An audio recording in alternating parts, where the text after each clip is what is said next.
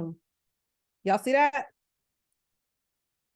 Yes, ma'am. Yeah, hair. Yes, y'all know I got the haircut. Yes, my barber is in the chat too. Simone, y'all hear her up for sure. Barber sent. So yes, y'all. Okay, so tonight we are talking all about forgetting that ish and pivoting your way. I know this is something that we are all talking about right now, where you kind of get this urge to shift or do things a little bit differently in your business or even in your life. And so I want to talk to you guys not only about what that can look like, but also the journey that I have taken and where I am today, if that makes any sense. So definitely continue to introduce yourself as you're coming in. I want to know like who you are and really what you're looking forward to talking about tonight. There you go, Simone. Drop that information.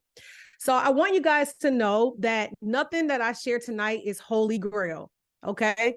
Nothing that I share tonight is holy grail. It's all about my experiences, and I want my experiences to help bring about revelations and confirmations for you. Okay.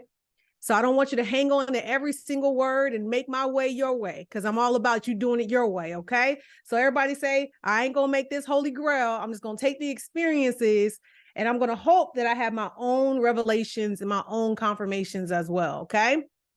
So that is the goal. So first off, who am I? So I am Britney Jeanine, and God's already introduced me, but I am a wife of 14 years this year. We've been together 20 years. I'm a mom of two. So we have Taylor, she's 11, Aubrey, he's 3. So my life is quite busy. I've been a creative entrepreneur for over 15 years. And I also like to say that I am a master pivoter, pivot queen, pivot pusher, whatever you want to call it, but it's all about the pivot when it comes to me. And so when I say master pivoter, it just means that I have held a bunch of titles in my life. Okay. Anybody else have a bunch of titles that you've held? So for me, I was the corporate baddie. I've graduated. So I'm the Georgetown grad, the FSU grad, speaker, business coach, photographer, web designer, cycle instructor. I mean, the list goes on. I have legit done it all. Okay. But one of the other roles that I had was being a chameleon. Okay. And I'm going to talk a little bit about what that means, because when we hear the word chameleon, we think of it as being a good thing, right? Somebody who can easily blend in, adapt to change, all of those things, right? But I realized that I wanted to look up this definition before I kept saying, yes, I'm a chameleon. I'm a Jackie of all trades, all the things, right? And when you look up the word chameleon in the dictionary, what it actually says is a person who often changes his or her beliefs or behavior to please others or to succeed. One that is subject to quick or frequent change, especially in appearance. The part that I want to highlight in this definition is to please others, right? So you're blending in and you're doing all the things so that you can please others. And I said to myself, I actually need to take that out of my deck of titles, because that's not what I want to do. I don't want to be in a space where I'm only living or doing business and all the things to please others, okay? So when it came to me being that chameleon or that person who was blending in and being everything that I thought people needed me to be, that's kind of who you see on this left side. That's me forcing it, thinking what I thought a business coach should look like, doing all the things, the typical headshots, all the things. And Nick, she in the room too, this is my photographer on the right side, allowed me to really step into who I really am, and be able to portray that on camera and throughout my brand. So this was me owning it. So when I let go of that whole chameleon life and blending in and doing things the way everybody else was doing it and really embrace who Britney Jeanine is and what she brought to the table, things actually changed not only for my business, but my brand overall. So here's some things that I had to ask myself. And y'all, I'm going to tell y'all later, I'm going to actually go ahead and get a piece of paper and pen. So go ahead and do that now if you got it, because we got some questions and things that we're going to answer. But the question that I had to ask myself is, what are the things you are doing that are causing you to feel like this chameleon? What are the things that you are doing in your business, in your life, that makes you feel like you're blending in and you're not really authentically living true and being true to yourself? So here's the revelation that I had. I had built my business based on others. And I know a lot of us do that, especially when we follow people that we admire, when we kind of scroll the gram and all the things, you start to follow the rules and the strategies and the blueprints that people are giving us, right? I also realized that what I was doing to blend in, I was wasting thousands of money and minutes because I had FOMO. So then every course that hit the timeline, I'm like, oh, I got to do that. And every program, oh, I got to do that, right? Not really assessing what my needs were. The other thing that I did, and I had to get real with myself, was I hired a team for aesthetic and not need. The one thing that was going on in the industry was like, man, you doing it if you got a whole team, you doing it. So I had a team of 6 that I really could not afford to pay, if I'm honest, right? And so I wanted that aesthetic of this big team when really I just needed to think about my needs and what I actually needed and who needed to be my right hand at that time. Did I really need somebody on a retainer, or could I just do a project-based situation, right? I got lost in the crowd of sameness. Everything looked the same, felt the same. And I'm like, oh, this ain't it. But I got lost in that. I was chasing this 7-figure goal. Anybody else 6 and 7 figures? This thing that people say you got to have 10K months. It was just on and on and on. I'm like, man, I was chasing it, right? And ultimately, I had ended up putting myself actually in a box, okay? Doing all of this, I found myself just trapped. And honestly, I feel that creativity dies inside of the box, okay? Creativity dies inside of the box. So just the other day, yesterday, I believe, I was talking to Industry Connect, and we were talking about sort of this journey of how I actually got in this box. And so we started talking about the different years that we've experienced in business. And so today I worked on this slide and I said, okay, I actually want to just keep it real with them. If that's all right, guys, I'm gonna keep it all the way real. I know you heard me speak before. I'm gonna just tell it like it is, okay? But in 2008 was when I actually started my very first business. It was called My Solemn Vow. I was an event planner, right? But between that first 10 years in business, it was fun. Business was super fun. You didn't have to worry about scrolling the gram, TikTok, what we have now, Threads, X, all of the things. That really was not major, if I'm really being honest as it relates to your business. Like when I registered my business, I submitted my paperwork through the mail. You know what I mean? I had to wait for them to mail me my certificate. It wasn't like how it is right now. I sound like I'm old, but I really am not, right? But that's how it was when I started, right? There was nothing else that mattered except for I'm a business owner, I'm doing this thing, and I'm excited, okay? And I maintained that excitement throughout this time. And granted, I did pivot throughout these years too. In 2019 is when I actually saw this shift, okay? It's when social media really mattered, when we had all of these content strategies, courses hit the scene hardcore. Everybody had a course, right? So I'm like, all right, well, online education is a thing. So guess what? Britney was in every single course made to man, because that's what was happening in 2019. Then 2020 came. And what I experienced, y'all, these are my own experiences, okay? But what I experienced in 2020 was not only the pandemic, as we all have experienced, but PPPs was dropping like crazy, right? So what did that mean? That means everybody had money to spend. And because people had money to spend, they can now create who they wanted to be. So out of nowhere, a bunch of experts hit the scene with a lot of money, all right? So that means come 2021, everybody was on this whole building a brand, launching, hiring, automations, evergreens, funnels. Like that was the wave of 2021.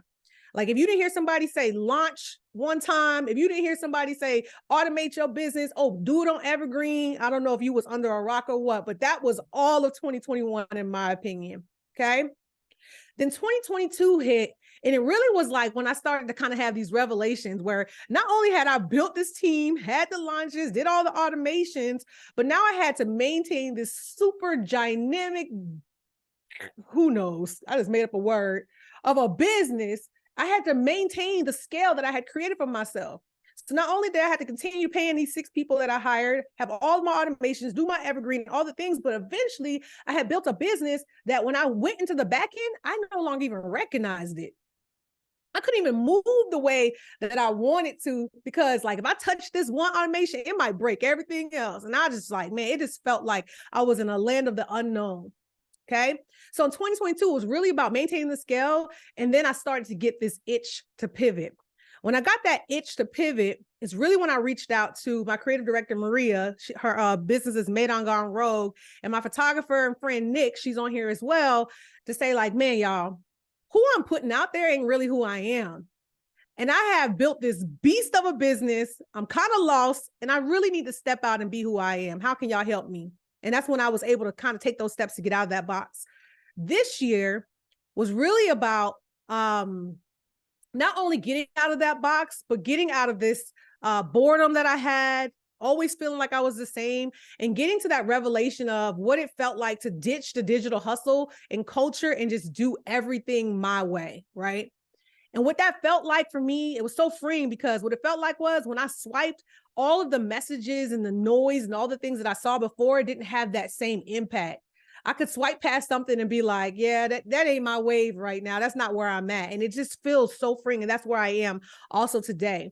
If anybody also feels like throughout this track of, let's just say from 2020 to 2023, if you've ever felt any of what I've shared, drop a 1 in the chat so I know that I'm not alone. Cool. All right. So we've all kind of felt this feeling of kind of following where everybody was doing, making sure we're not getting lost or left behind, all of that, right? And ultimately, sometimes that could just lead you to building and running a business that just no longer feels like yours, okay? And that's not why we're here, okay? All right. I had to go through my timeline. So here are the adjustments that I had to make, okay? The adjustments that I had to make was I had to stop looking left and right. I had to forget what people were doing, what a coach looked like. I had to forget that and look straight ahead, okay? And maybe look in the past, because I always believe that no pivot is a waste. You're gonna hear me say that again. And so when I look in the past, that means for me, what can I use that I've already done that can still serve me in my current season right now, okay? I combated FOMO by quieting the outside noise. I went on sabbatical twice. I was like, I don't want to hear nothing of what nobody got to say. I'm not logging in. I'm not doing anything like that. I needed to make sure that the thoughts that I had in my mind were my own thoughts. Because you don't realize sometimes when you're hearing all the time from other people, you start to move and do things that are not naturally what you want to do, but based off what others are doing, right? And so I had to get away from that, go on sabbatical, and make sure that what I heard was not only the voice of God, but also my own voice, okay? And this time I also had to let go of my team, and I went back to solo work. I was a solopreneur again. And I didn't care who was telling me I needed to hire, that I needed this person, or I needed to go full-time with it. Like, listen, I was like, can't hire nobody full-time right now. I don't care what nobody says to me. Right now, I need to make sure that I understand what the heck I'm building before I bring all of these people into my space. And so then I went into this mindset of, but I am going to hire by project. And here is where I'm highlighting these amazing people on the left side of this slide. Lami, my virtual assistant, Maria, my creative director, and Nick, my photographer, right? These were people who I was like, okay, I may not have a team that's on payroll, right? But I have my go-to when I need something for my business and my brand. I also stopped chasing the money. That 7-figure goal that I had to let that go. Because the reality is, I didn't even know if I wanted 7 figures or if that's what I just kept hearing, like, you got to hit the 7-figure goal in order to be legit, right? Ask me now, if I get 7 figures, I mean, we all want to make money. I'm not saying we're not here to make money, but what I am saying is if I had 7 figures at the point, I didn't even know what to do with it, how to manage it, right? So I was actually asking for something that I didn't even know what to do with at the time, right? I launched my way. What that meant was in this season was that I'm not going to do it like everybody else, because guess what? When I was doing webinars and doing that hard sell at the end and all of the things, that didn't feel authentic to me. So instead, I did like open houses and allowed people to come in knowing all of the information of what I was going to share and sell inside of any education session, whatever I was doing. And ultimately, I let God do his thing, right?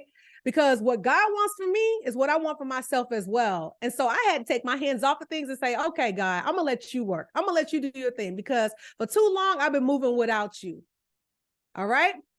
So pause. I want to talk to you guys really quick. What adjustments do you feel you need to make right now? Okay. What rules have you been also following that may not be true to who you are or what you are building? I'm very much like interactive. This is not like a put it in the chat. This is a come off mute and talk to me kind of thing. Okay. Oh man. All right. I'll go first. First of all, I know that I brought her here for you guys and like all of you that are here because of her, but this call was for me. I don't care what anybody says. What adjustments do I need to make right now? I know that a big adjustment for me is in my like content creation and social media. As soon as you showed that picture of like you forcing it and you just being in your own, like being your best self, I was like, ooh, I'm a little I'm a little still over here trying to take the business pictures or take the coach pictures or like whatever. So figuring out what it means, and I guess I don't know what the adjustment is, but I know that an adjustment needs to happen in my freedom of creative expression and just allowing myself to show who I am so that I can attract the people that I really want to work with and that I want to have inside. So that's I'm with it. And I'm gonna say something else later about I don't know. So that is perfectly fine. Anybody else want to share like adjustments as I'm talking that you know you need to make? Yes, Notorious True. I see you. Hey, how you doing? I think the adjustments I think I'm starting to working on for myself as far as like content creating is letting go of this notion of like no matter where, like not even the notion, but the notion of like it don't matter where I am in my journey, I can be open and free to share that. You know what I'm saying? Because I'm real, like real.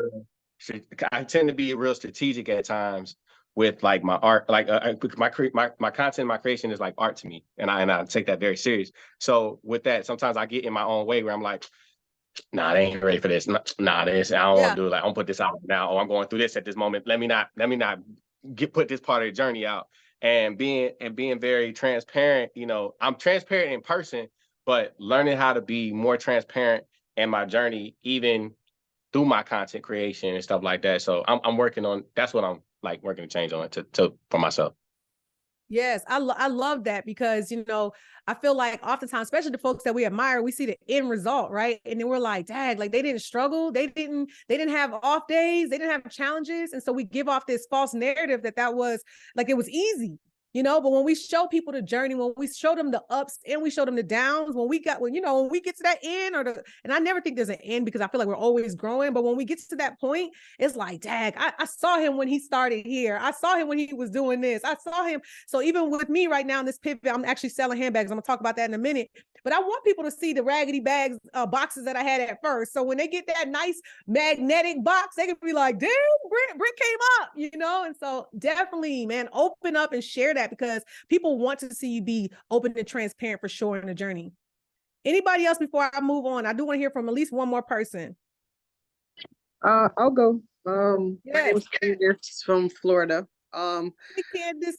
So this is a great question. And so I'm in marketing, and that's actually one of the things I'm trying to figure out. So I've had to kind of let go of some clients and say no, which is a little hard, right? Because when you want the money to come in, you say yes to a lot of things. Yeah. So just trying to figure out, you know, what I need in this next season and where my energy is best needed so that I can make the right type of money. Yeah, I hear you on that. I've sure said yes to some money that I should have said no to. I tell you that a million times. So I get that for sure. Yeah. All right, y'all. Thank y'all for good money. Yep, that's it. I see you, Pops Gems. That is it right there.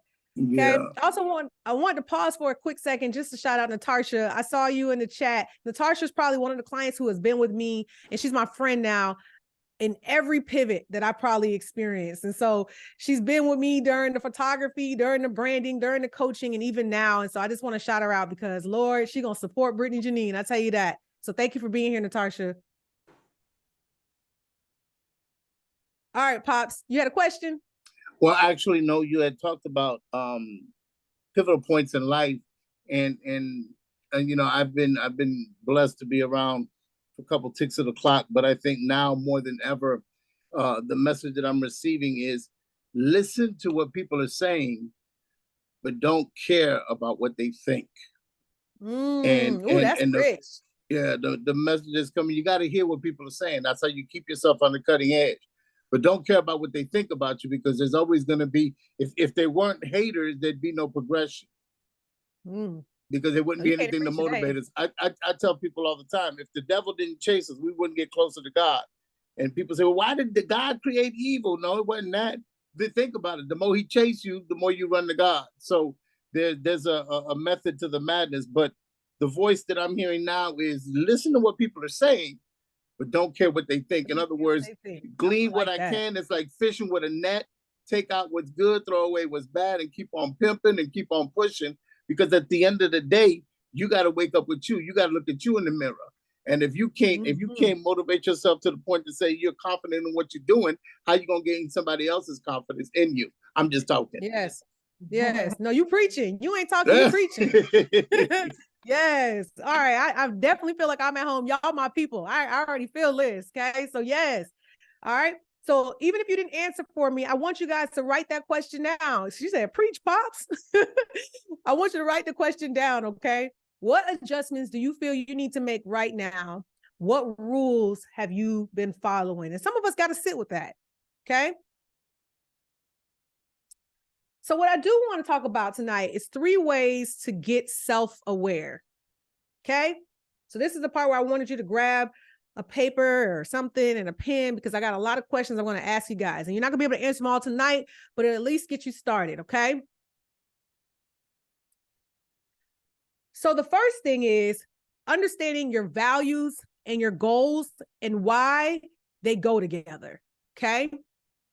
So anytime you're really building a business or you're doing your business plan and all the official things, you build values for your business, right? But instead of just thinking about the values that you built for your business, let's think about the values that you maintain for yourself. Okay.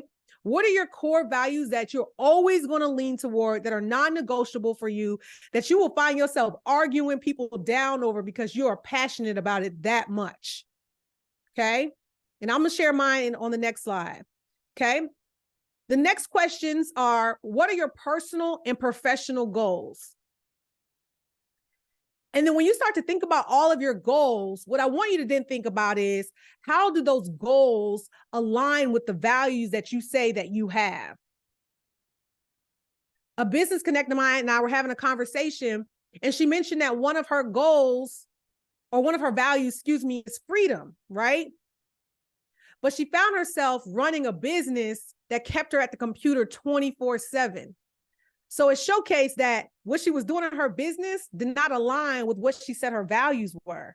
And so what I want y'all to do is really think about your personal goals, really think about your professional goals, and say, man, do these align with what I said my values are? And if that's not the case, what are some things you must change in order to achieve those goals, or in order to be more in alignment with the values that you say that you have? So for me, when I did this exercise, I had to remember what my values were so that I could say, okay, while I'm moving in this wave of doing things a little bit differently, am I still maintaining what I say that my values are? So mine don't sound like freedom or, financial stability, whatever. Mine don't sound like that. Yours can, but mine sound like show off, show out, show love, and show up. This is what I stick by, no matter what, professionally or personally. So when it comes to showing off, everything I do will always be in excellence. Okay. And I always want to remind people why I'm that girl. That's me. Okay. Show love. You will never see me gatekeep, ever. I will always show people that I see them, that I hear them, but I'm also not about no fake love. So if I don't rock with you, I don't rock with you. And I'm not going to be fake about it, right? But I'm always going to show love to the people that I love and that I care about. And I will not gatekeep. You can ask me any question. A girl asked me the other day, Brittany, where are you hosting these dinners that you about to have? I gave her every single location. Because I don't, listen, what's for me is for me. Nobody can take what's mine, right? The other thing, show out. Okay, this kind of goes back in how I show up at excellence. I never have to do anything that I do, okay? If I'm going to do it, I'm going to do it. So if you see me cycling, I'm going to give it my best, okay? If you see me coaching, I'm going to give it my best. If you see me doing websites, I'm going to give it my best, because I don't want anything out there to have Britney Jeanine's name on it and it's not looking like it's supposed to look, okay? And then my other one is show up. Notorious, I'm so glad I can see you. Sometimes you can only see like the top 5. I'm glad I can see you because you're giving me my like pointers and my nods. So I need that. And then show up, okay, authentically. I'm never going to try to be anybody but myself, okay, ever. So when people see me online and they see me in person, y'all going to get the same person every single time, okay? So I want you guys to start thinking about your values. And if you had values before, were they the ones that you picked because they sound good? Because that's what everybody says, right? And really assess those values and start thinking about if they align with your personal and professional goals. All right, that's exercise 1. Any questions for me right there before I move on? All right. Number 2 is ikigai, okay? Which is a Japanese concept that allows you to know that you're in your purpose, you're in your space. And I'll talk to you about it in a minute on the next slide. But the main questions of ikigai are, what do you love? What are you good at? What does the world need? And what can you get paid for? Okay. Those are the main questions that come about when you're talking about ikigai. Okay. Let me show you what that looks like. So like I said, ikigai is a Japanese concept referring to something that gives a person a sense of purpose or a reason for living. Okay. And it's where what do you love, what you're good at, what the world needs, and what you can get paid for all come together. But what happens is we start to mix it all up. So you really need to know, what do you love? And what you love is where your passion and your mission meet. This gets a little deep, okay? Then what does the world need is where your vocation and your mission meet. What can you be paid for is where your vocation and your profession meet. And then what are you good at is where your passion and your profession meet. And I'll make sure, guys, I'll make sure y'all get this slide too, so that people can work through it and all that. Because I want y'all to see these little, can you see my little mouse? Nah, you can't see my mouse. We can see, but I want you to see, you can, so you can see me, you see this? We can see Mickey. We see Mickey and Minnie moving. Okay, cool. All right. So I want you to see, for example, right? So here, what do you love, where your passion and your mission meet? Here, this dotted line, this is where delight and fullness exists, but there's no wealth, okay? Then you'll see here where mission and vocation meet. What does the world need? The dotted line follows, and it shows you, you'll have excitement and complacency, but there'll be uncertainty here. Then when you see profession and vocation, what you can be paid for, you'll have comfort, but there'll be a feeling of emptiness. And then where you see, let me look. Okay, passion and profession meet, what you're good at, you'll have satisfaction, but feeling of uselessness. So the reason why you got to answer all 4 questions is so that you don't have the uselessness, the emptiness, the uncertainty, and the no wealth. Your goal is to bring all 4 of those together to give you that ikigai. Y'all following me? Okay. So when you start asking yourself the question, so we're going to start talking about those 4 questions. What do you love? Okay, everybody write that on their paper. What do you love? Here's some questions to get your mind jogging on what you love. What do you never get bored with? When do you feel happiest? What were you doing when you last lost track of time? In the past, what has left you feeling energized? And what would you continue to do even if you did not get paid? Anybody want to come off mute and just say, man, Britt, I already know this one. I love whatever. I'll do it. Yep, go ahead. I absolutely, so I'm a knowledge worm, a bookworm. Anything that has to do with the mind, psychology, how humans work, I will listen to that and learn about that for days on end. And then the other thing I can do for hours is listen to people talk about what they love. I love, my long-term goal is to interview people about what they love and ask the deep questions that other people need to hear and see. So I could listen to people talk about what they love for hours, and if they need the help, strategize with them about how to make that a reality. Those 2 things. You got a servant's heart. Yeah, I love that. I love that. I definitely want to hop in on this. Yes, go ahead. It's your boy 20. No, I was. No, go ahead. It's your boy 2020. I want the introduction. Hey, real Don't talk. cut us off. I'm actually a musician, right? So, and I had this conversation with Donna and Jay the other day. It's like, I love music, though I can't see myself doing that like all the time, every day. But what I do love to do, and to answer like a lot of those questions, is I'm a software developer. So like, I can get wrapped up in building a web app or a mobile app for hours without realizing like what time it is, or I'll miss a meal and have to, and I feel super energized when I'm done. So like, I'm happy you asked that question, because it got me sparked for real. But no, that's just, my input, my 2 cents. I love it. Write that down. Don't lose it. Anybody else? Yeah, I can. I got a few. I got a That's few. good.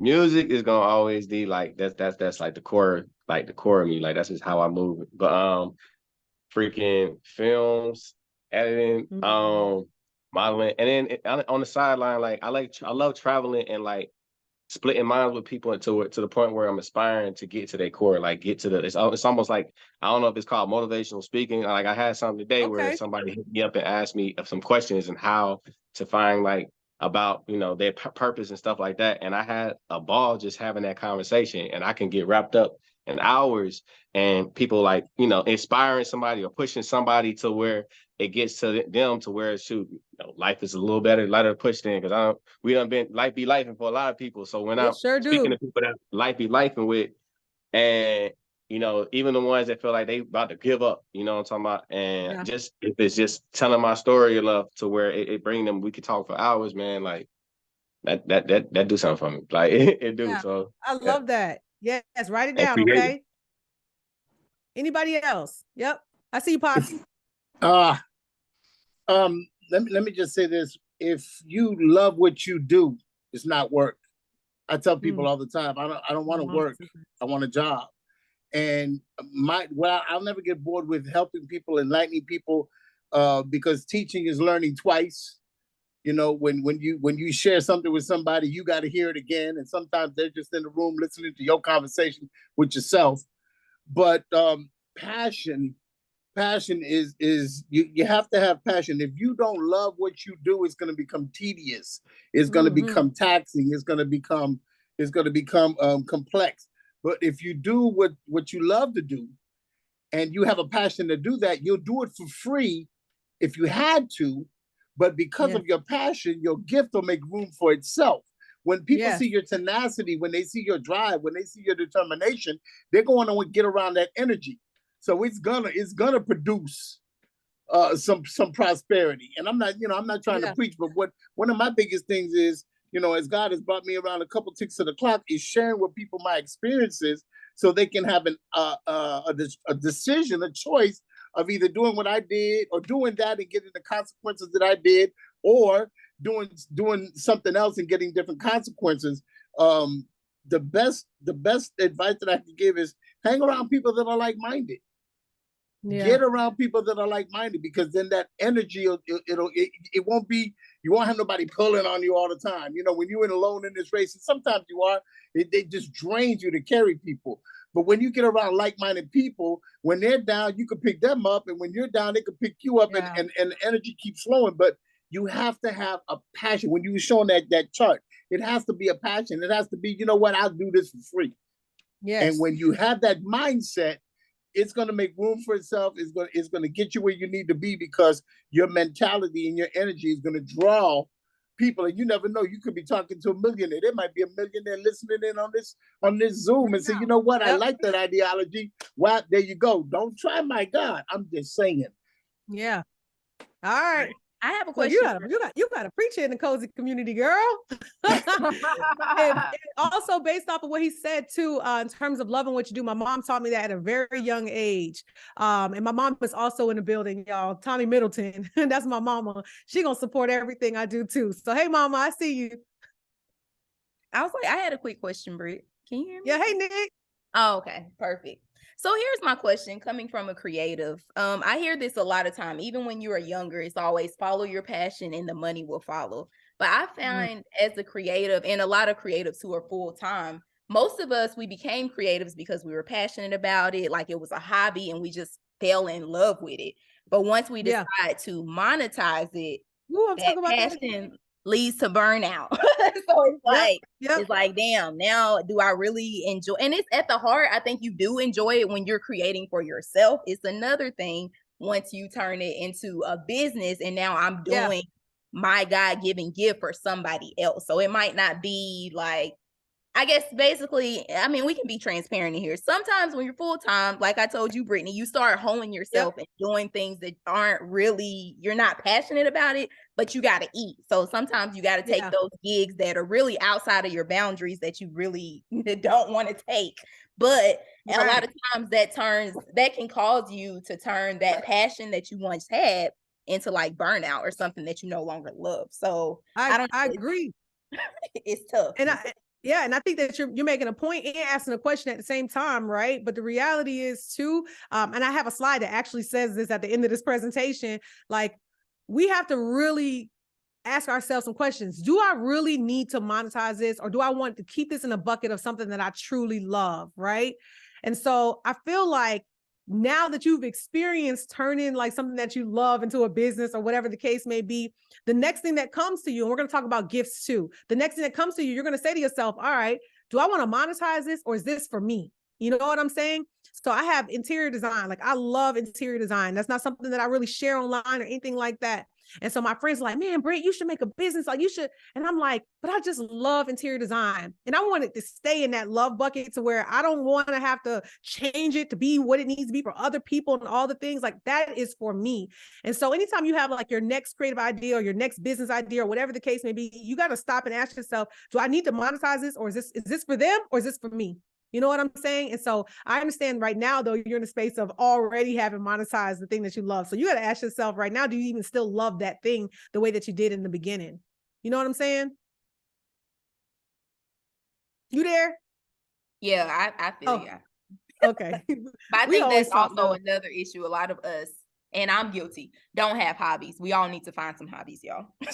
Yeah, you didn't need to call me out like that. You didn't need to call me out like that. No, that's true though. Oh man, I was talking to Isis Brianna yesterday, and she asked me, she said, "What's your hobbies, Britt?" And I was like, "Man, I like to eat."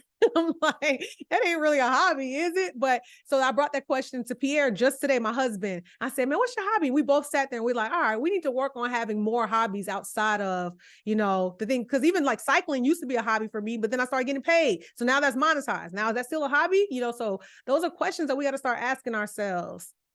All right. Hey, Maria, I see you. I talked about you earlier too. All right. Hello. Next question. Huh? I'm sorry. This is Kim. No. I'm sorry. Hey, how you doing? Do unmute and just share my story. My name is Kim. Of course, I'm on the fitness end. I follow you on Instagram. Yeah. So I just want to share my story quick. There you go. So when you said it's so amazing, I just said, ask somebody the same thing. If you do anything for free, what would you do? And I just had this conversation with my daughter, and it's a passion.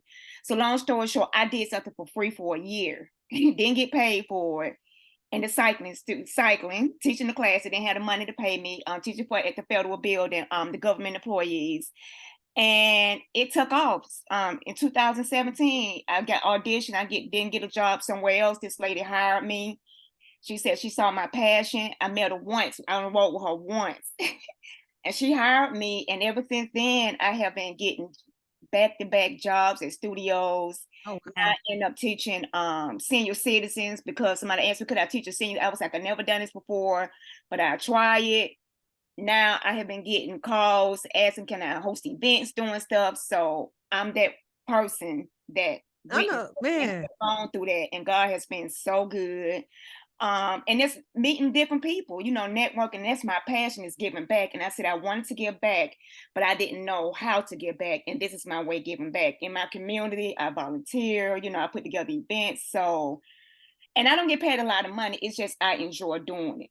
Yeah. So I would say the money's gonna come, and it's just having an experience, networking with people and meeting different people, and it's being in the present. Because I said everybody's here on this earth to serve.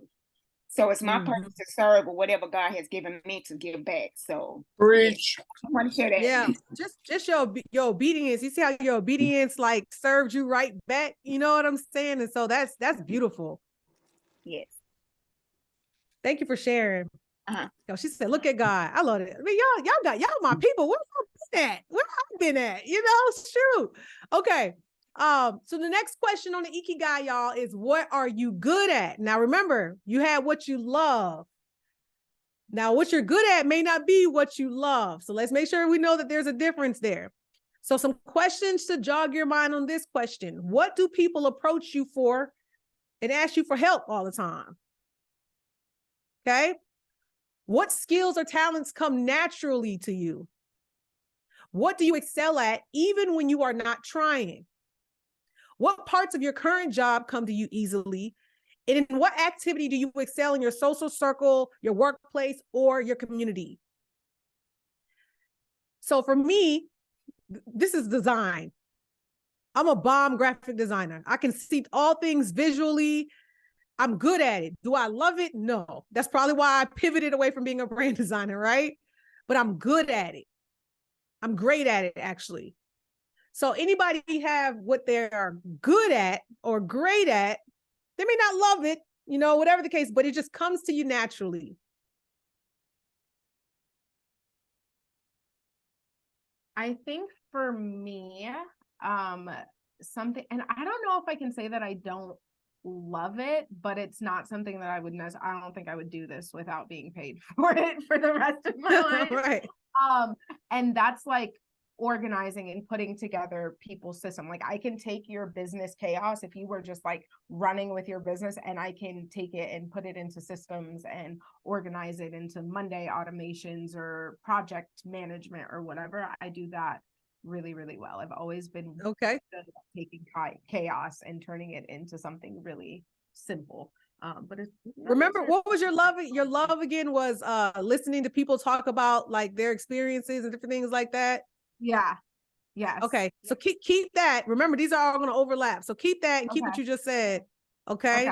Okay, cool. Anybody else? What are you good at? It just comes to you naturally. You may not love it, but it just comes to you naturally. People come to you for this thing all the time, whatever. I would have to say, what's up, y'all? Hey, Simone. I would have to, what's up? I'm sorry, I'm walking through constantly marketing, but I would say, man, my sense of style. Everybody always comments on like, you know, my look. I'll say that comes to me very easily, and like men and women always like, yo, you fly. Like, where you shop at? Like, could you help me with dressing? Like, you know, with my wardrobe and stuff. So I say that's something that I'm really good at. Never thought about tapping in. So.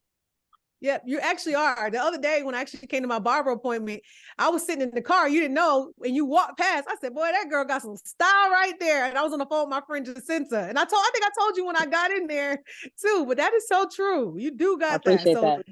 So you're good at that. All right. Anybody else before we move to the third question in Ikigai? I got you. I'm with it. Being a creative, I guess a lot of it's been my ideas and like my problem solving skills. I'm really like, it's crazy. I like on top of it, but yeah. So you're a natural problem solver. Okay. Yeah, without an issue. Like I think I'm solution oriented. Like, so whenever a problem comes, it's just like I'm thinking of like great ideas and stuff like that, creating a way to solve a problem. And shout out Simone on the style joint. It's saying like that. I feel you. Yeah. That's, you and I sound very similar because you talked about being a strategic mind, like you're always thinking like strategically and all. So I'm like that very much so too. So I hear you. All right, guys. Next question. Yep. I'm sorry. I got you. I got time. I don't know. Sorry. How long I got in here? I just want to make out because I'm good. You're good. We're good. Okay. We're good as long as the people want to rock. Okay. All right. Hi guys. I'm not gonna turn on my camera because I look a mess right now. But I would say, I don't know if this sounds like conceited, but like I would say that one thing that I'm really good at is everything beauty, makeup, skincare, all of that. Like I love it too. I'm literally obsessed with makeup, obsessed with beauty, and I put all of that into my content and my content creation. And I get approached a lot. Like I kid you not, every single day I'm getting approached like, oh my gosh, like your makeup is so good. What products are you using? Oh my gosh, your skincare is so good. Like your skin is flawless. What products are you using? And I decided to use that and put it into my content and just like teach people about skincare and like show off my makeup skills and just like make like fun videos. Yeah. Okay. So put that in for what you're good at in that Ikigai bubble, okay, for me. And also, Nia, I always check my people, okay? We at home. You don't have to give no disclaimer about being conceited, okay? Love up on yourself. If you feel good about what you do, you look good, say it. We ain't got it. We don't need no disclaimer. Your people gonna get it, okay? So yes, I love that. Put it in your bubble of what you're good at. Thank you. Yes. Okay. All right, y'all. The next question on the Ikigai was, what does the world need? Okay. So what can you do or offer that would bring meaning to others? Some of y'all already start talking about what you do for others too. What problems in your society would you like to help solve? Will your work still be relevant a decade from now? What is the world lacking? How could you be more involved in your community? So when you start thinking about this, what the world needs, what's coming up for you here? Can I hop in real quick? Yes, please. It's your boy 20. It's a passion of mine as well, is and I wish I actually got back to doing more, is actually being involved with the youth. I've been a digital art instructor for Boys and Girls Club, a camp counselor at Sherwood Forest Camp out in St. Louis. I've always had a passion for, making smart cool for the kids, Okay. and just being somebody from the hood that, has a lot of smarts, and just teaching them that it's cool to be that way too. You don't have to necessarily follow the crowd. So that's what I wish I did more of, and I think the world definitely needs more of. Yeah, write that down, and you write on. Anybody else? What does the world need? I'll go. And also, Twin, I didn't know that about you. I love that. How you're learning about my Twin, love the kids. Okay. I knew that, but like I didn't know the backstory. So for me, the first two things that immediately came to mind as far as like what the world would need was helping creatives learn business fundamentals so that they can do exactly what you've been talking about this whole time, and figuring out how to do business their own way instead of following like the cookie cutter ways. So not a course that teaches you or tells you what to do and how to do it, but a course that gives you the dribbling in the court, how to handle a ball fundamentals so that you can go out and play the game however you want to play. And I think the second thing that I think came to mind for me was just mindset work. I'm not 100% sure exactly what that looks like right now, but I know that that's something that the world needs, and it's something that I do really, really well. That's something that people come to me in my community for all the time. So those would be the two needs for me: business fundamentals for creatives. Okay. And that's for the world. Okay. So make sure you put that in your world box. Okay. Anybody else? Me again. I feel like that the world needs more kindness. And that's something that I really want to spread, and I aspire to spread in all of my content. It's just kindness and authenticity. Oh my God. Authenticity. We got you. We rocking with you. Yeah. I feel like that is so important. I feel like the world today is just, everybody is so mean and just wrapped up in themselves that they aren't able to empathize with other people. And I feel like that's something that I definitely want to bring more of into the world. Yeah. Definitely write that down. I definitely feel like with social media and us feeling like we have access to people that folks feel that they could say and do and all the things, just hurt people, drag them online. I'm just like, man, what has the world come to? So definitely write that down, Nia. The world need that for sure. Hey, Natasha here. Can I jump in? Hey, Natasha. Yes, please. Hey, so for me, it would be encouragement and confidence to know what's possible for them. I work with a lot of people who see it happen for others but cannot see it for themselves. So just the clarity and confidence that they need to move forward and take action so it can happen for them too. Yeah, that's good. if I could tap in real quick, I think the real foundation of all of that is we all need healing. All of it is that's the root of it, you know, and we all need to actively be healing because it will help with your confidence. It will help with your mindset. It helped me tremendously. So that's what I try to push through my content on my social media page is, you know, just preach my testimony as God and therapy has done immeasurable things for myself. So I think that healing is really the root of it all. Simone, that's real. That is so real. Yes. All right. So for those of you who did not respond, I still want you to work on your IKIGAI and write out what the world needs. What do you feel like is missing? You know, how you can get more involved in the community. What can you bring to the world so that it is a better place? Okay. All right. And the last question of the IKIGAI is what can you get paid for? Okay. So this is where the money come in at. All right. So what would you be doing if you were not in your current job? Can you make a good living doing this work in the long term? What does the competition look like? Can you spot a niche in this space? Which jobs, positions, or tasks spark your interest? And are you already making a good living in your line of work? So what are some of the things that you can get paid for and what can go into this bucket? All right, let's not get it mixed up now. You have what you love, what you're good at, what the world needs, and what you can get paid for. Some of those might be the same, you know, but for the most part, I want you to kind of think outside of what you've already responded with. Who can I go? Yes, please, Sunshine. So, y'all got some cool names, man. Thank you.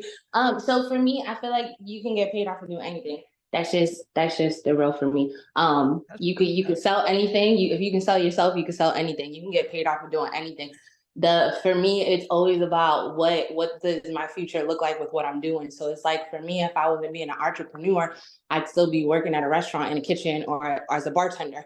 And I remember being younger, being a bartender with like people who are like 10 and 15 and 20 years older than me, telling me like, yeah, you know I've been staying there for a long time, but any day now I'm gonna get out of here. And I always used to think to myself, like, damn, this is what I went to school for? Because this is not what I want. Yeah. So she said you can get paid for anything, but yours exists in what? In the restaurant realm? Yeah, in the restaurant realm.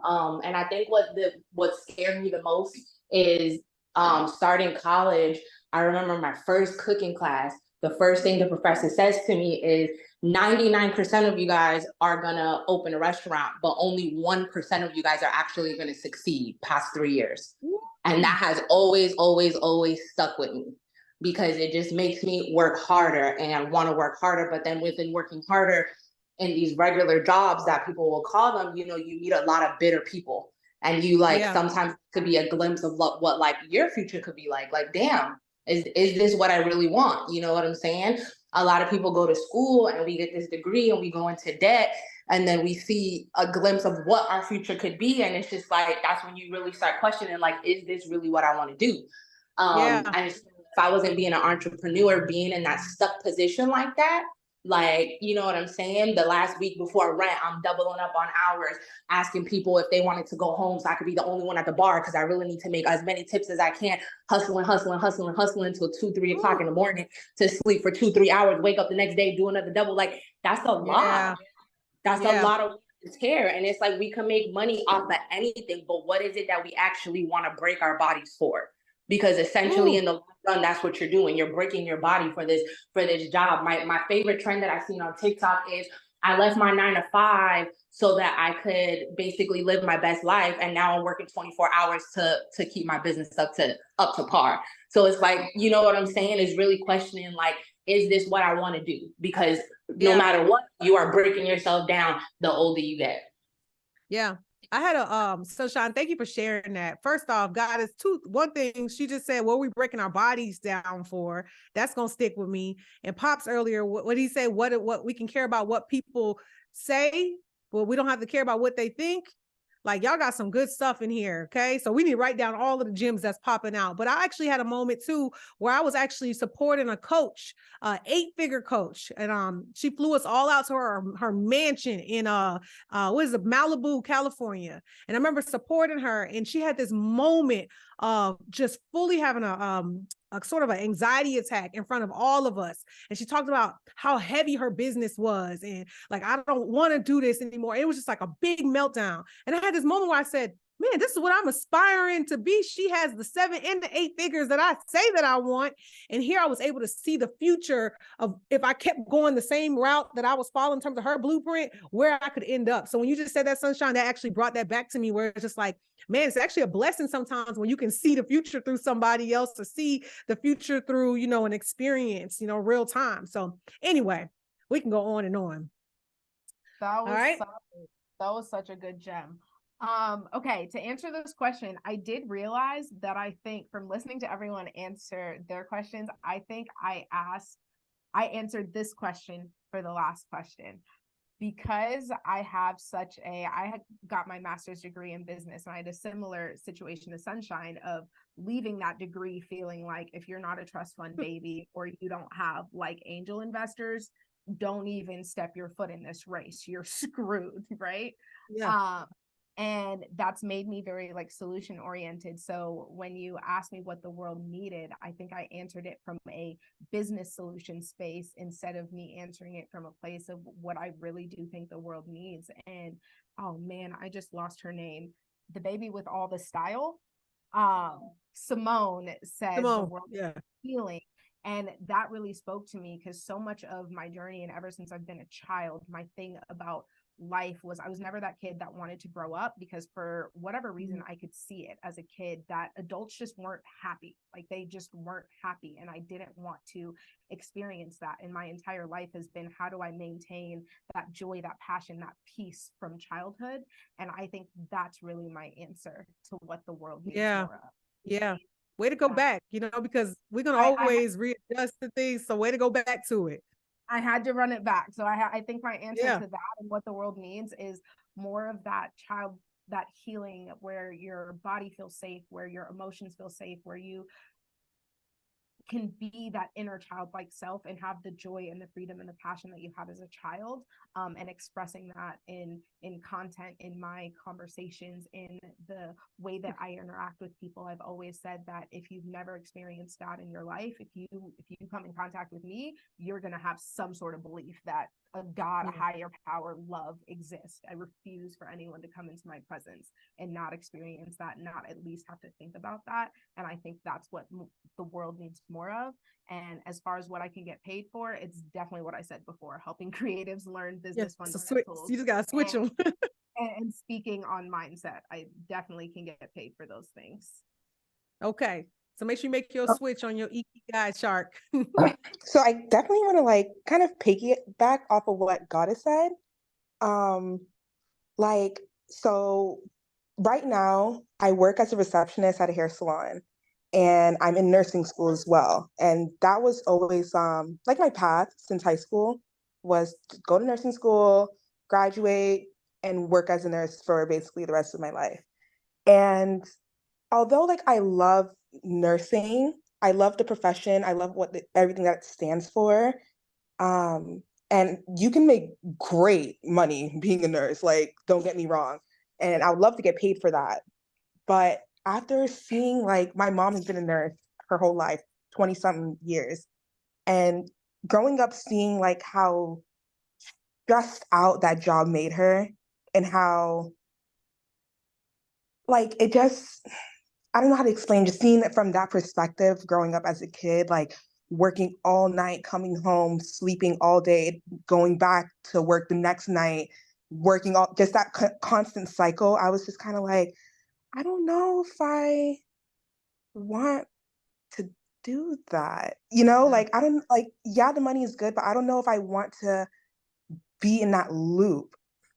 So then I recently reignited my childhood passion of creating content. I've been creating YouTube videos since I was like in middle school, and I was in it, girl. Like I was in it. I loved it.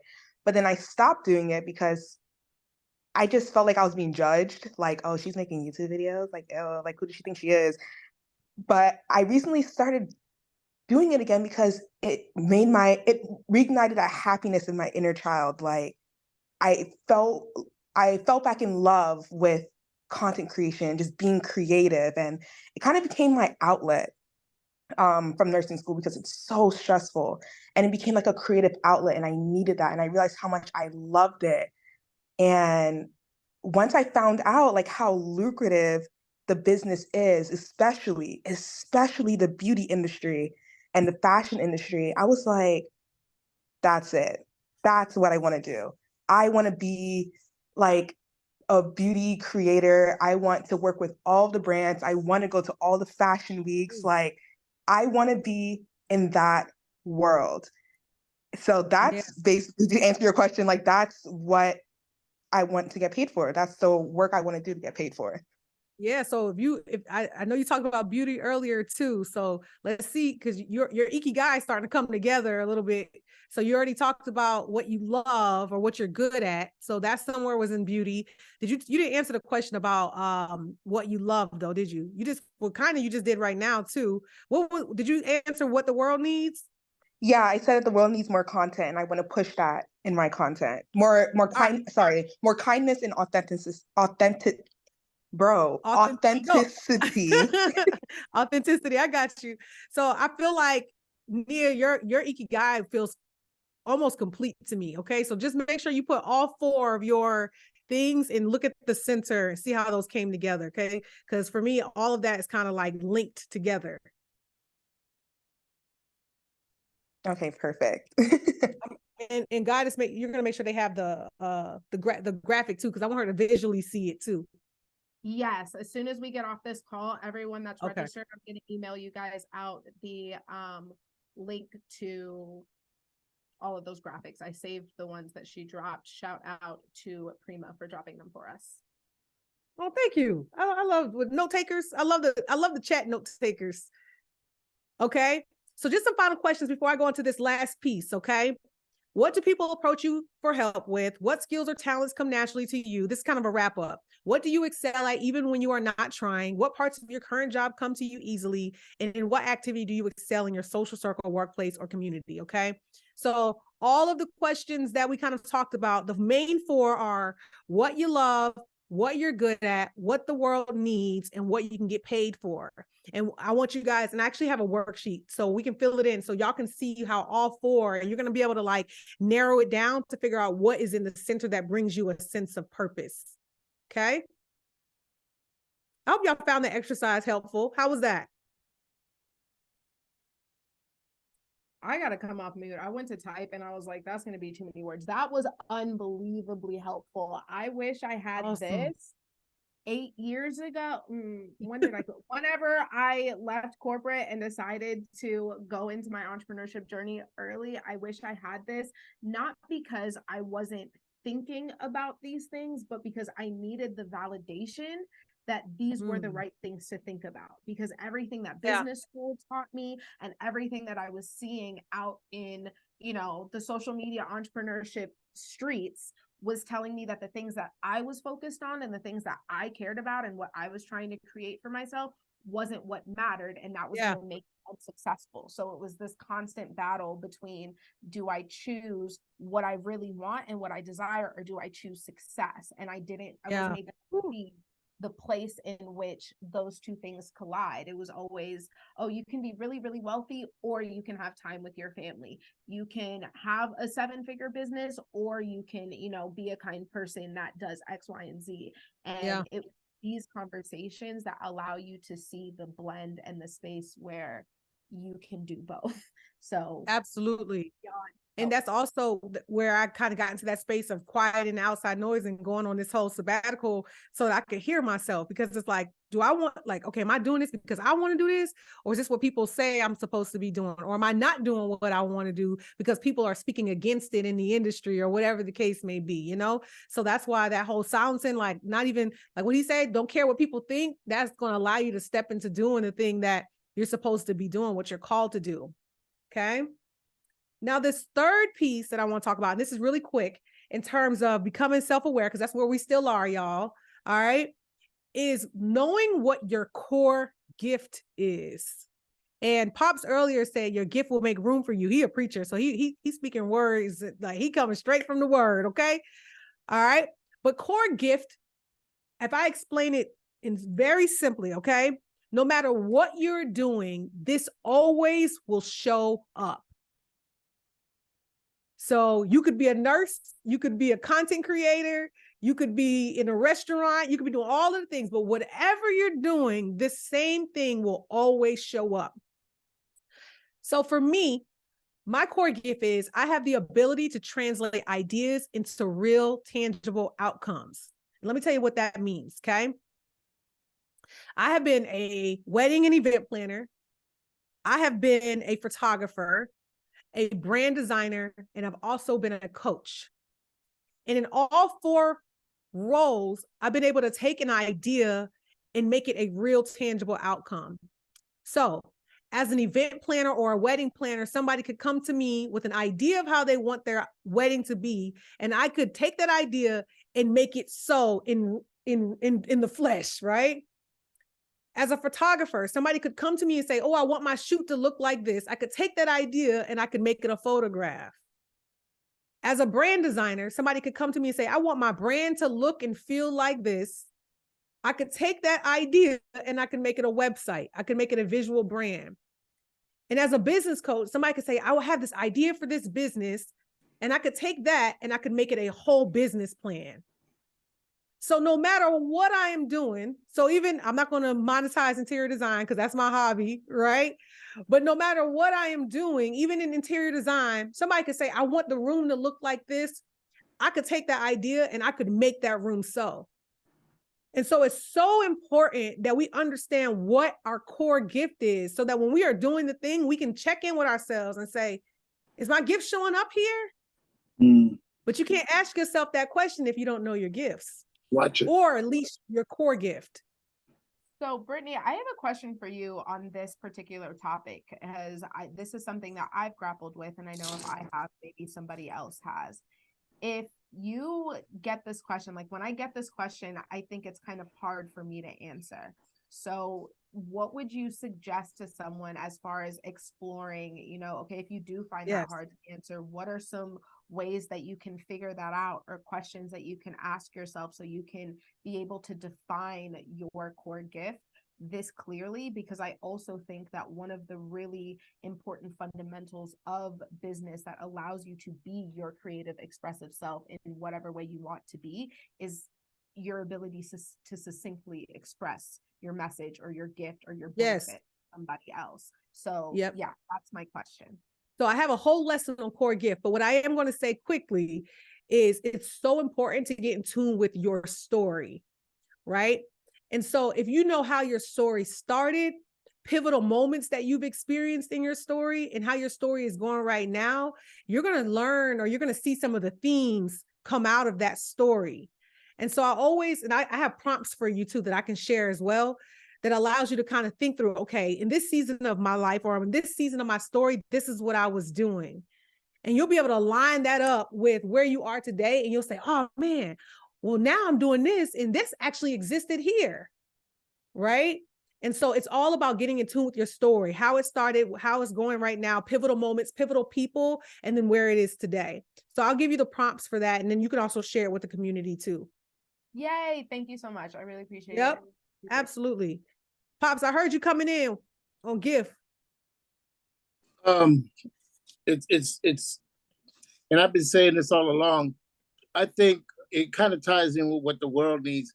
The world needs healing. The world has a miserable covering, and the more miserable people, they love to see other people miserable. But I think what really the world needs is to come to terms with forgiveness and not forget what happened in the past, but let go of it so that we can launch ourselves forward. We allow our own past. I said it the other night. The reason the rearview mirror is so small is because what's behind you is not as important as the windshield that's bigger in front of you. And I think that the core to all of that is self-awareness. You have to know yourself to the extent that you know what your psychological triggers are. Because along your line, every time you raise up to do good, you're going to face opposition. But if you stay headstrong and determined and don't let that sway you, that's why I say you got to listen to what people say, but don't care about what they think, because your determination is to ascertain the goal, that level, however minute or monumental as it may be. But if you don't know self-awareness, if you're going down this journey, you got to say, okay, so what am I going to do if people start laughing at me? What am I going to do if people start ridiculing me? Am I going to keep going or am I going to quit? But if you're doing it for that, then you're doing it for people. You're not doing it for you. Who cares what happens? Yeah. Find your niche, find your true self. And that's when sabbaticals come in. Find it exactly what it is you want to do. Then put a game plan together and expect for pitfalls, but brace yourself in those areas so that if you know you're emotional to people criticizing you, toughen up in that area and increase your self-esteem. Because if not, they're gonna sway you from, and that's what's gonna produce your core gift. That thing that you don't care what nobody say. You could do 100 YouTube videos. I heard a young lady talking. Keep doing them videos because you're not doing them for them. You're doing them because that's the gift that God gave you, so that the fruit that's bared is the people. Everybody don't like bananas, but there's some people that'll eat up a banana split. So you just got to go and gravitate to the people that like bananas. Don't worry about them people that like grapes because you're not producing grapes. I'm just talking. Where you from? Where you from? I'm from New York. I'm in Orlando. But okay, cool. Awesome. Yeah. Okay. I'm a Florida girl. I hear that New York all up and on you. My mom was born in Harlem. My grandfather's in the Bronx, and then my mom was born in Harlem but raised in Philly. Y'all got that swag about you, and I can hear it. You know, I tell them all the time, you can take the New Yorker out of New York, but you can't take the New York out of New Yorker. We're gonna be who we are wherever we're gonna be. But the biggest thing was, I think, that that helped me was my dad was in the military, so I was exposed to a diversity of cultures and thought patterns and things like that. And I think a lot of people, they want to excel, but they want to be tunnel vision. They don't want to explore. They don't want to expand. They don't want to fall. What you afraid to fall? The hardest thing about falling is the ground. Fall a couple of times so you know how to prevent from falling. If you don't never fall and everybody's patting you on the back, watch out now, because you know what I'm saying? McDonald's served 1 billion hamburgers, but not everybody likes pickles. But it didn't stop them from selling 1 billion burgers. I'm just talking. But to get to your core, you got to have knowledge of self and what you say. Absolutely. I'm going to do this till the day I die and beyond. I don't care what nobody say. And one thing I'll say, this may not have nothing to do with this, but one thing that I sense and I pick up from this group, everybody in here has a passion for people. They want to help people through their gifts, is what I'm hearing everybody saying. They want everything to be a better place so everybody can get along. And until we put action to conversation, we're just gonna be talking. Yeah. Goddess, when is Pop's mindset mastermind? When his mindset masterclass? Pops has a lot coming to you. I'm actually going to give you guys a very special surprise at the end of this, and we are going to bring Pops in October to do a master class for us. Okay, I'm about to say. Wow. I'm like, Pops, man, he need to be on there once a month. Collaboration. Pops, I told you we were putting you to work between us and B&B. Yeah. Well, since you said that, it's a poor fraud that don't praise his own pawn. October the 9th, I'm launching Pop's Perspective. It's going to be a segment. The first topic is growing up in a single parent home from a child's perspective. Is blood really thicker than water is going to be another topic. Are you walking in your purpose, and how do you know? And if you ruled the world, what would be the one thing you would change? These are just conversations that one of my biggest things is thought-provoking conversations. There is no right or wrong. You have to determine what's right or wrong for you. I just start the ball rolling through conversation, and people get enlightened. I get enlightened. Like I said, teaching is learning twice. But for those of you who want to tune in, Pops_Gems is actually a spinoff from Blunts and Bonnets. Shout out to Dre. Blunts and Bonnets comes on every Tuesday night, and we have some great topics. And I think that, like I was saying before, the more people that come together and talk about change, activate change, enforce change, then I think the world is going to be a better place, at least in our spectrum. And for those that don't want to get on board, well, you know what? I'm going to keep on moving because I have an expiration date.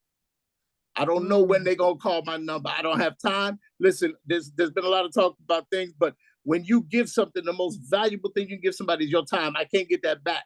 And I don't have time to waste. I can't control time. So I have to maximize my time. And I was talking with Adina sometimes in order to maximize your time, you have to minimize what you're doing so that you can be effective in all things.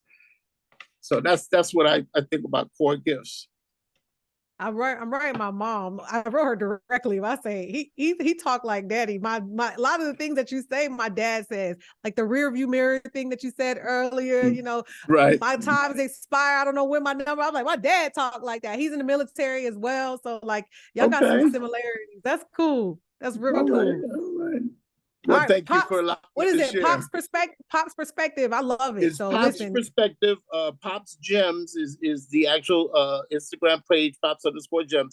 And then the twist to everything is for the first show, living or being raised in a single parent home from a child's perspective, is the guest is going to be my son, my firstborn son. And so, you know, I'm going to sit down with him. And I thought about it, prayed about it a lot, because now he's come to me personally and told me about, I understand why you raised us the way you did.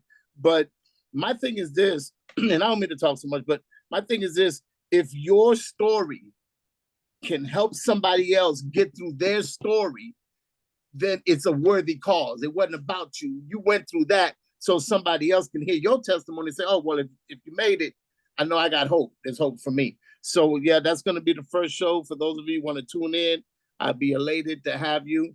And Goddess Adina told me she's going to put me to work and a whole bunch of other stuff. But whatever the Lord has for me, I am like a sponge waiting to be squeezed so that whatever he put in me, which is his anointing, can come out. You don't get oil unless you squeeze an olive. You don't get a diamond unless you put it under pressure. And so if you can't withstand the pressure, you'll never shine bright. I'm done. We can move on. Man, that's it right there. So listen, I'm here. I'm here for the perspective. So I love it. We on the same wavelength, okay? All right. So guys, just to wrap up the section of self-awareness, remember we talked about the values and your goals lining up.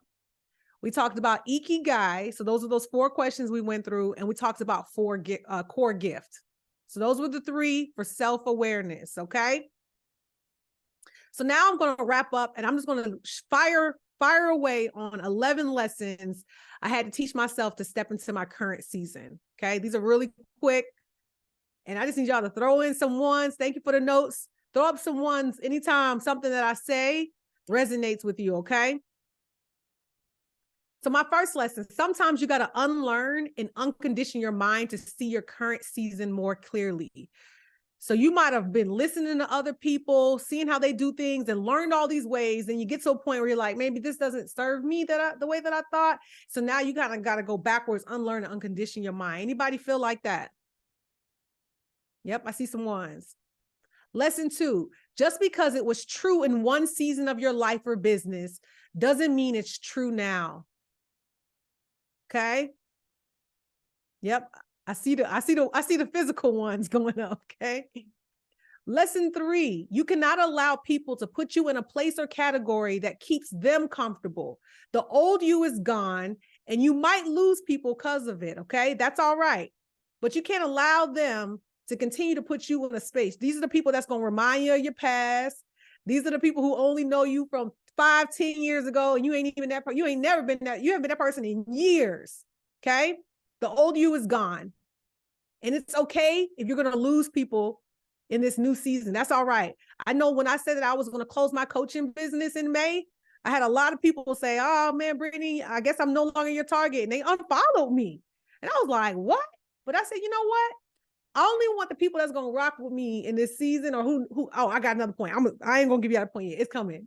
Lesson 4: get in tune with those who love you for who you are and not what you do. Who you are and what you do are 2 different things. Okay. So I want people that are around for who I am and not because, oh, she's a business coach. No, I want y'all to know I'm a wife, a mom, an entrepreneur. I have so many layers to me. And you have to appreciate all of those layers, not just what I can do for you. Okay. Number 5, just like you, they too are just figuring it out. So stop putting folks on an imaginary pedestal. Okay. I always thought, like, I'd be like, man, they got it together. But the reality is a lot of us just figuring it out. I am too. Okay. And so we can't continue to allow people to think that they got all the answers because they just figured it out as well. Number 6, trust yourself and the process. People cannot see what you see or feel what you feel. So sometimes you may have ideas and all this stuff and you want people to get it. And sometimes it ain't for them to get. Only you can see it. Only you can feel it. So don't worry about people validating your ideas and all the things, okay? Number 7, even when entering into the unknown, your credibility and former pivots can still serve you. I like to say that no pivot is a waste. So believe this, as a wedding planner, logistics still follows me. As a photographer, perspective still follows me.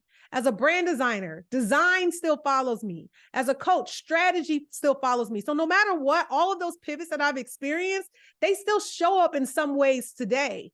Okay. So just know this, when you are entering into the unknown or you're going to be doing something new, all of the things that you've done on this journey will still serve you. And the pictures that I chose for this slide are from my new handbag line. I didn't know I was going to be selling purses. God dropped this thing right into my lap. Okay. I'm like, how do I go from business coaching to selling purses? But guess what? Everything that I have learned on the journey allowed me to brand this baby and get it out there quick. Right? Because every pivot has served me and none of it has been a waste. Lesson 8, no amount of strategy will make a forced business feel good. If you are forcing it, I don't care how much strategy and planning you do. If it ain't for you, it ain't going to be for you. Okay. What God has for you is for you. Lesson 9, everything you love, hey, Nick, this you, does not have to be monetized. Okay. So this is the picture of me. I was doing wallpaper in my house, this top left picture. And that's just me showing. I love interior design, but I ain't going to monetize that joker. I just want to keep it as a hobby for me. Okay.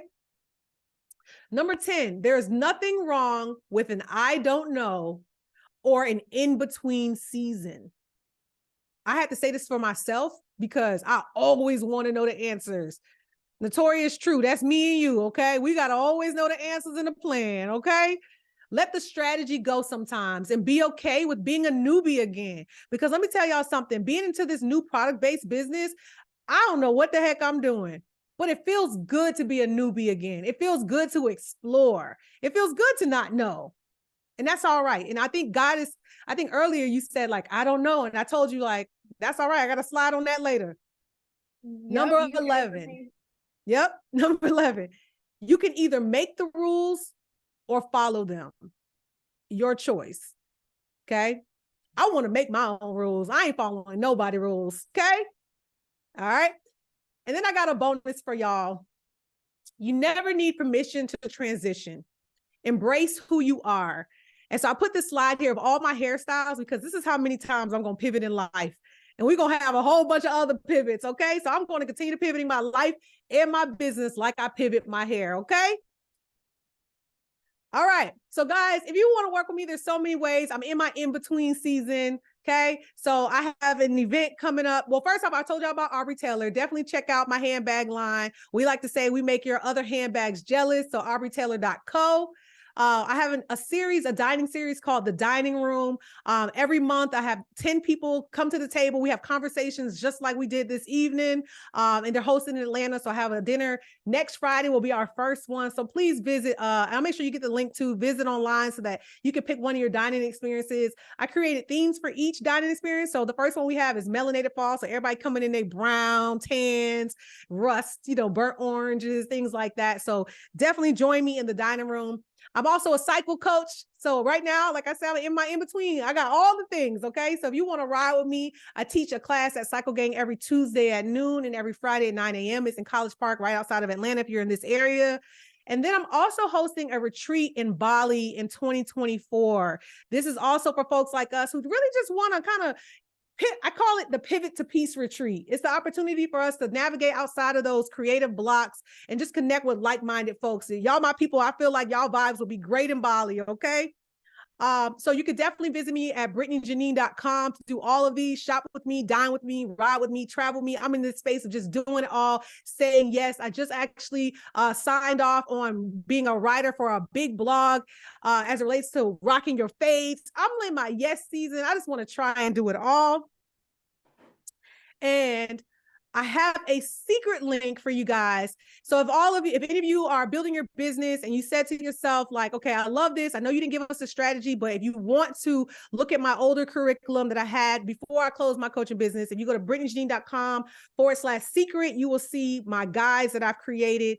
I don't share this link with anybody. So that's why I said secret. So if y'all want to grab guides that help me strategize my business, go for it there. And then now I'm here for just final Q&A. I did not expect to go an hour and a half, but Lord, it felt so enriching to me. So I hope this serves you guys just as much as it served me. I am literally blown away. The amount of times that I have had literal goosebumps, and I still have them right now. I wish I could zoom in so you could see them. An hour and a half, we could have done this for 7 hours and I wouldn't have even realized that it went on that long. The amount of value, and I think even more than value, and let me know in the chat, you guys, or come off mute and let us know if you feel this too.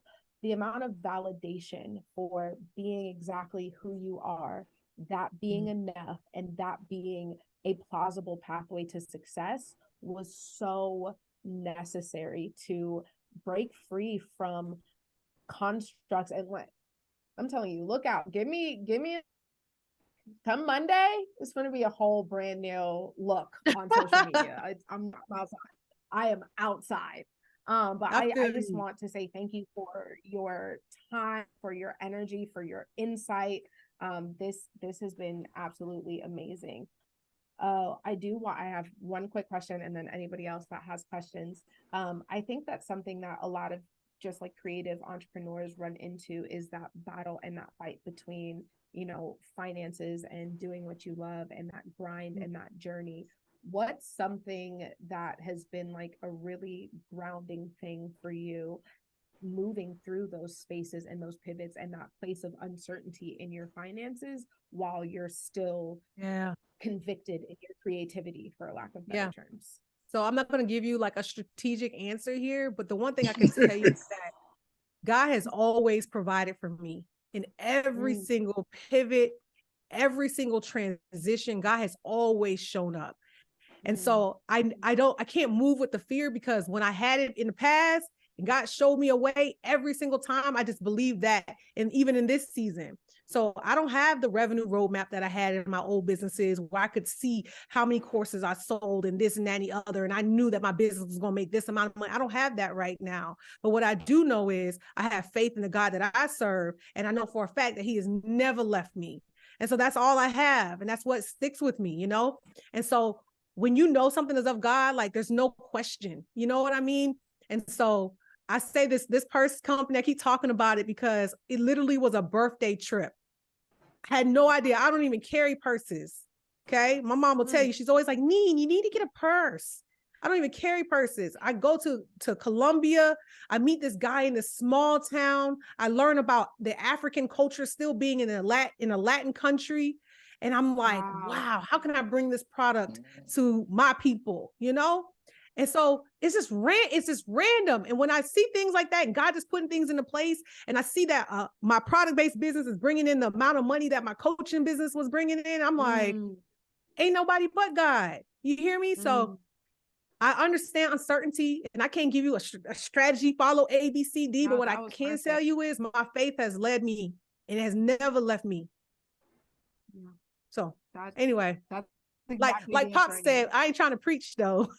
No, that was exactly the answer needed. I think sometimes in the creative journey, we don't get enough stories of faith brought me here. We get all the stories of strategy brought me here, grit brought me here, grind brought me here, but getting the stories of faith brought me here, I think are equally as important, if not more important, for those of us that are, or anyone that is in the trenches or has ever been in the trenches of having to have that faith or cultivate that faith, or maybe you didn't have it at a certain point and now you're figuring out how to believe in that. These are the stories that really matter, and having that, seeing someone that's like, okay, I literally was just in a different country. I had a conversation and I executed on what I felt, and now I'm making it literally replaced itself. But that story is so important to somebody that has an idea in their head right now that's like, I really want to do this thing, but you know, is it going to make enough money? Is it going to replace it? Do it. Just do it. Nike season. Oh man, I was just about to say that. I was just saying, I'm in my Nike season. It's just the season of yes and the season of just do it. Yes. Thank you for saying that. That's exactly what I was about to say. I do. I've put every song that I've chosen for the stuff that I promoted for you. It's been a Nike song. Like I literally put Nike into the music, and because you said you were in your Nike season, so they all say something about Nike. That's dope. Okay, I'm like, I can go back now. I want to make sure I saw the strategy in that. Anybody else? Any final questions? If I may, I want to interject on two things. Number one, I want to what Adina said. She's talking about, you know, if you didn't have faith or if you discover your faith. Let me tell you something. When your faith, or when you come into knowledge of your faith, it's not that it wasn't there. It's just that something stirred it up. And to quote from the Bible, Paul told Timothy, stir up that gift that is within you. Each and every one of us has a gift.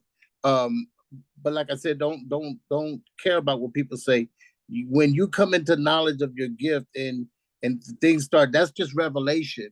The before that was the preparation to get you in that position, because you may not, I mean, you can't put a car on the road without putting in the engine first. And so there's things that happen that'll lead you. So your faith gets stirred in different things, and ultimately you believe in yourself, and then you know that there's a higher power, because you can't even believe that you're doing what you're doing. And I wanted to address that. But the other thing that I wanted to talk about, you talked about Bali, and it just so happens that what I do for a living, I work for a vacation company, and we have an 8-day, 7-night trip in Bali at the Bali Palms. It's in a package deal. I don't know if that'll help people. I have a little bit of influence with the company. It's a timeshare thing. You have to take a little preview tour.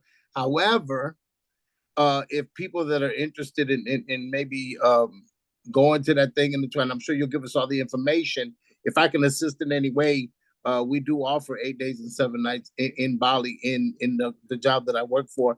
And I'm not looking to gain anything from it. My prosperity, my richness comes from helping others. Because if you take care of other people, God's gonna take care of you. And that's just even in the law of reciprocity, whatever you plant is what you're gonna reap. So if you want to plant richness, then if you want to reap richness rather, then you need to plant it so that when it comes time, you'll reap the same said thing. But yes, I would love, man, I would love to go to Bali and go hang out and sit at the feet of you great minded scholars and entrepreneurs, and maybe I take my pen and my paper and, well, no, we didn't like electronic age. I'm just going video tube you.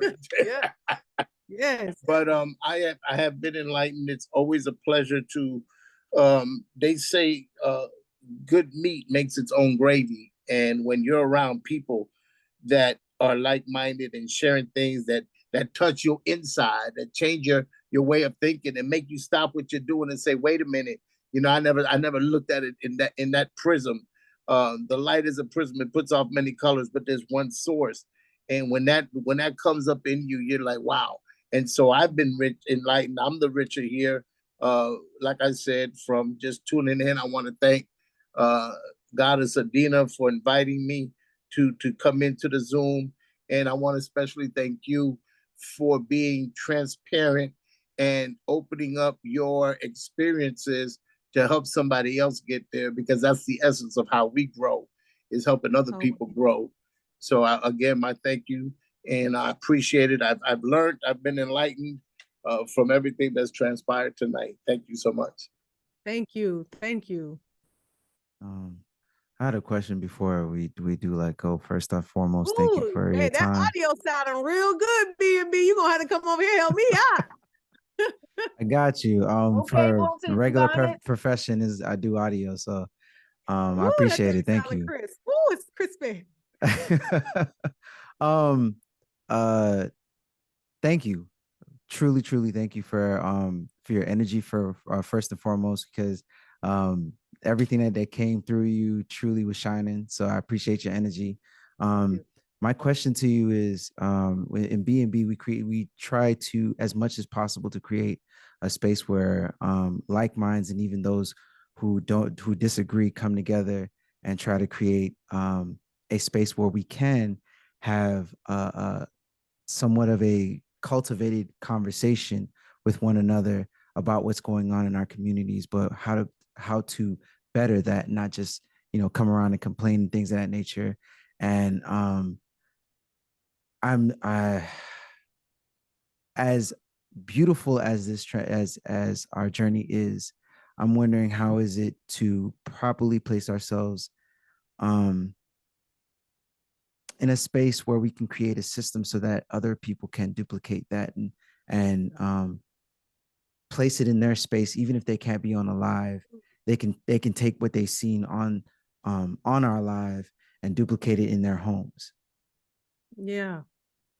Man, so you're asking me how can you expand what you're doing in this community? Yes. In the homes or in the environments of other people. Correct. Is that what I'm getting? That is okay. correct.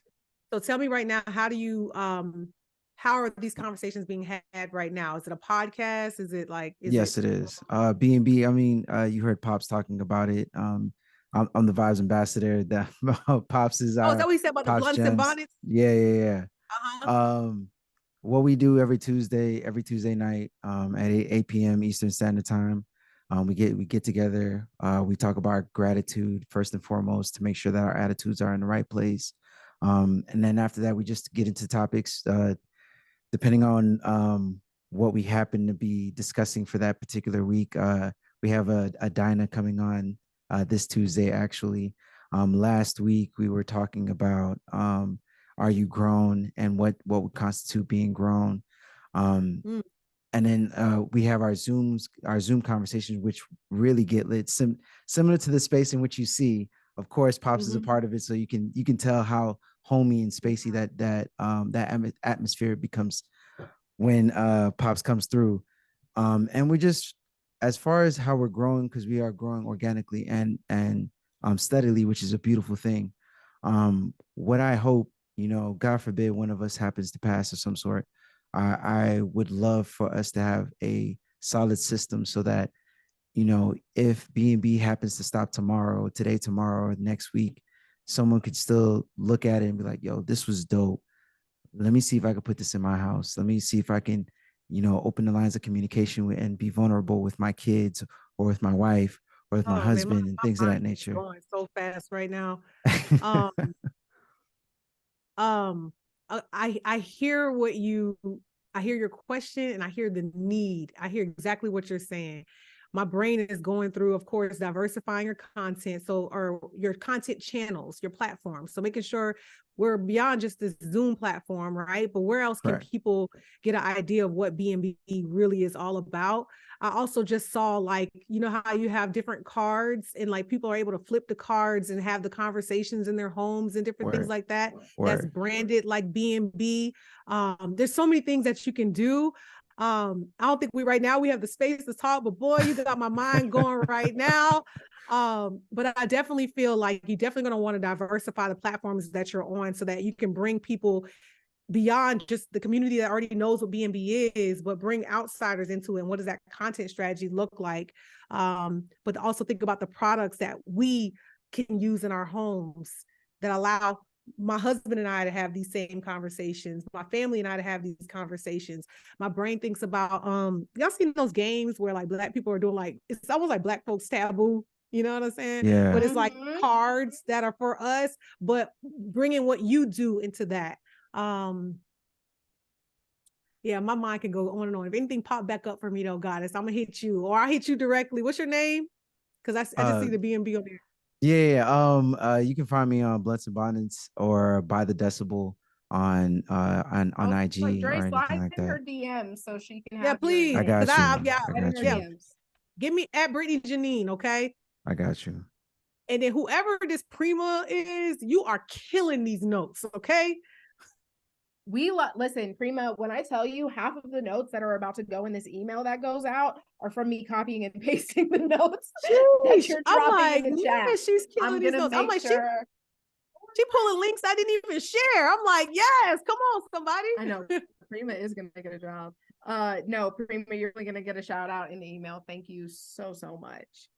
Please make sure you DM me though, okay? I want to make sure I get your contact information. So I have a question as well. So so I've gathered, even though like I was late to join, but from what I've gathered, it seems like you've been, oh my God. Sorry. It seems like you've been in like the social media game for a good minute now.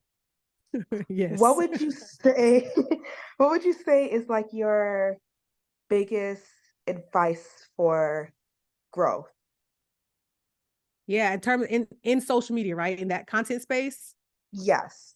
All right. So I always like to say you got to understand the type of creator you are. There are 3 types of creators that I used to teach. It's a sprint creator. So somebody who needs to sit down and sprint, like you may do a quarter at a time, 2 weeks at a time, that kind of thing. You might be a spontaneous creator. So that means that you're great on the fly. That's the kind of creator that I am. So I can just literally create content all day, every day, and never really look at a plan. Or you might be a hybrid creator, right? So that means you're a mix of somebody who needs to plan, but also you can kind of be spontaneous here and there as well. So it's super important to understand the type of creator you are. The other thing I like to say when it comes to social media and content is to maintain your own capacity and your own frequency. So y'all hear me talk all day today about pivot your way, do it your way. You're going to hear a lot of people like, you need to do 3 reels a day and you need to do this and you need to do that. No, you need to maintain your own capacity and your own frequency based on Nia's life, who right now, you said you in nursing school, you working at the front desk at a hair salon. I think I remember you saying all the things, right? So you need to make sure that you're maintaining your capacity and then you're consistent with that capacity and that frequency. So if we're used to seeing Nia show up, even if that is once a week, I want you to make sure you're showing up once a week because that's what you have groomed us to experience from you, right? God, I got so much stuff. Y'all get me back in my coaching bag. But for the most part, let's stick there. Let's stick with knowing the type of creator you are and then maintaining your frequency and your capacity. All righty. Thank you. You got it. Any more questions? I just have a quick question. And I just want to say thank you to not just Brittany, but everybody. This is kind of the first time I've been on a call with like-minded creatives. So it kind of feels really, really good to hear everybody's story. So thank you. Yeah, so I heard a lot of today about healing. And that's one thing I've been working on for myself this year. Like I went to a retreat just to zen, and get back to myself. So one question I have for you, Brittany, is like when you just say just do it, right? What's the inner conversation that you're having to just do it? Because I'll say, okay, I'll do it, but then I'm like, nah, I don't think I should do it, or nah, what does that look like? Yeah, so in this season, this is new for me too. So let me be transparent in saying that because I'm not the just do it. I'm the look at the plan. Does it make sense? Is the money in? Like that's normally me, right? But the things that I would so quickly say no to in the past, I'm now pausing and saying, but what kind of opportunity is this? And then I would say, yeah, girl, just go for it. And if I just jump out there and do it and I don't allow myself to ask questions, sometimes I find myself really enjoying the thing that I jumped out to do, right? And so if you find yourself sort of having that, now we ain't doing nothing stupid now, you're like, hear me there, right? But if you hear yourself sort of doubting and all of those things, check where that's coming from. Ask yourself, because a lot of times where I would tell myself is like, oh, that don't make sense. And I'd be like, well, my question that I would ask myself, well, how do I know that that's true? Where did I get that from? You know what I'm saying? So sometimes you got to kind of check your own thoughts and your own ideas and what you're telling yourself. Because sometimes what we tell ourselves is false, if I'm real, right? That it's not going to be successful. People aren't going to buy this new thing. Like, that's what I said to myself about the bag. And I'm like, girl, no, check that. Like, your old credibility is going to serve you in this bag season, and people are going to buy these handbags because Britney Jeanine do everything in excellence. So sometimes I just got to hype myself back up to do the thing that I want to do, you know? So anytime you find yourself kind of having that negative self-talk, first off, check it. And then second off, ask yourself, where is that even coming from? Because 9 times out of 10, it ain't true. So it's not easy. It ain't easy though. I ain't even gonna like sit here in front and be like, just go and jump out there. And I'm gonna be honest, but sometimes it does take you kind of encouraging yourself and reminding yourself who you are and whose you are. Gotcha. I appreciate that. Yeah. Candace, I want to give you something just because I heard this recently. Mel Robbins said, never make a decision based on your mood. Move first, because movement changes your mood. Ooh. So something else that can happen in those moments, it's literally physiological. There is a nervous system and biological situation happening where your mind is like, just do it, and your entire body is like, girl, yeah, right. Like, that's a cute idea, right? So exactly what Britney said, being able to check those thoughts and be aware of it. Learning how to regulate your nervous system is really, really important, and that looks different for everybody. But finding something that allows you that once you do check that thought, what's one small action that you can take towards what you want to do? Maybe it's not the full pie, maybe it's not the whole, big step or whatever. Maybe it's like creating content and you can't like just do it. Put the phone up and make the video. We're not even thinking about posting it. We're not worrying about the caption, the cover, all of that. All we need to do is get in motion, and that is likely to help you change what you're thinking about to keep you in motion versus I have the thought and I sit there with it and I'm stuck, so just trying that. Once you do catch it, find something as quickly as possible where I can take action on it and I can move towards this, so that motion can help change the mood and change the biological experience that happens when you want to stop yourself. Gotcha. Thank you so much. It does. Thank you both. Appreciate it.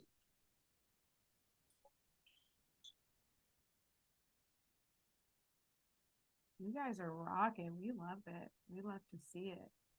Any final questions, you guys?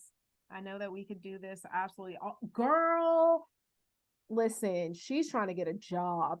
Prima. What? That's what I'm saying. That's what I'm trying to say. Like, some of these links, I wasn't even, this ain't. Can we all just drop some ones in the chat for Prima real quick? Because y'all don't know how easy she just made my life. Thank you so much, y'all better get up here and copy and paste these notes. I am going to send it out in the email, but copy and paste those notes. Thank you so much, Prima. You're absolutely amazing. All these ones, y'all are lit. Before we go, or like if anybody has any questions after this, I do want to take a second to shout out the community. Shout out to every single person that showed up tonight. Shout out to every single person that has been in the chat. Thank you for asking questions. Thank you for being vulnerable. Thank you for showing up for yourself so that you could allow Britney to show up for you and be there for you and serve you in the ways that you needed to serve. You needed to be served. So I want you to take a minute to pat yourself on the back, to give yourself a hug, to celebrate yourself, to be proud of yourself, whatever that moment feels like for you. Pour yourself a glass tonight, whatever it is, celebrate you because you showed up for this. And that means that your conviction is winning over all of the noise. And that's something to be proud of. That's something to be very, very proud of.